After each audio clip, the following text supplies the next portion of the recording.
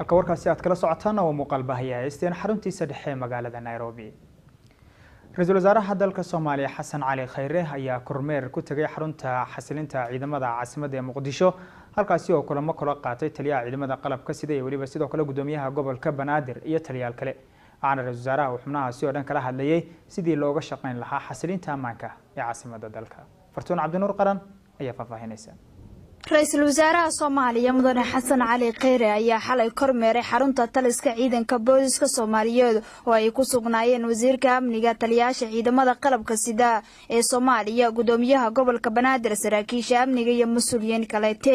Ra'iisul Wasaare Khayre ayaa inta uu halkaasi ku sugnaa waxa uu kulamo la qaatay saraakiil ciidamada booliska ah oo hoggaan buuxa uga jira sidii ay uga qayb qaadan lahaayeen adkeynta caasimadda Muqdisho iyo guud ahaan dalka Soomaaliya. Sidoo kale wasiirka amniga xukuumadda federaalka Soomaaliya iyo taliyaha ciidamada qalabka sida ee Soomaaliya ayaa xarunta taliska waxay ku qabteen shir jaraa'id oo uga hadlayeen howlaha ammaanka Muqdisho iyagoona ciidanka ammaanka faray inay gacan bir ah ku qabtaan nabadgelyada guud ee gobolka Banaadir waxayna sidoo kale ugu baaqeen inay u naxariistaan shacabka ku nool magaalada Muqdisho.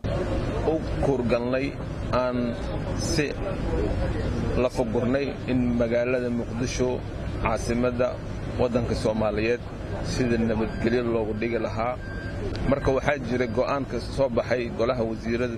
bishii sanadkii hore May 2017 go'aankaasna wuxuu dhahay in aan magaalada Muqdisho lagu wadan karin hubka waaweyn sida cabdibilaha oo kale dabajeexyada aan qof walba mas'uul ah oo golaha qaybahooda kala duwan oo mas'uul ka yahay ama wasaaradda hadduu shaqeyn lahaa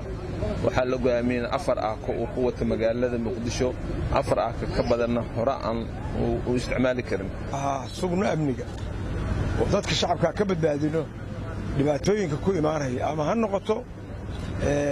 mid anaga gudaheena ama ha noqoto mid kale ama ha noqoto masiibooyin muxuu ahaa dalka sidiisa ugu dhaca halka waxa jooga wasiirka amniga waxa jooga gobolatoorihii waxa jooga taliyaasha ciidamada oo dhan oo noocyada kala duwan qalabka sida anay iyo wakiisheen ciidamadu inaan u hadlo dhammaan ciidamada qalabka sida waxaan leeyahay ka qayb gala amniga xasilinta amniga ka qayb gala. Ra'iisul Wasaaraha Soomaaliya ayaa uga mahad celiyay dhammaan ciidamada qalabka sida ay uga qayb qaadanayaan sugidda ammaanka caasimadda dalka wuxuuna faray inay muujiyaan dhabar adeeg iyo foojignaan dheer maadaama la galayo bisha barakeysan ee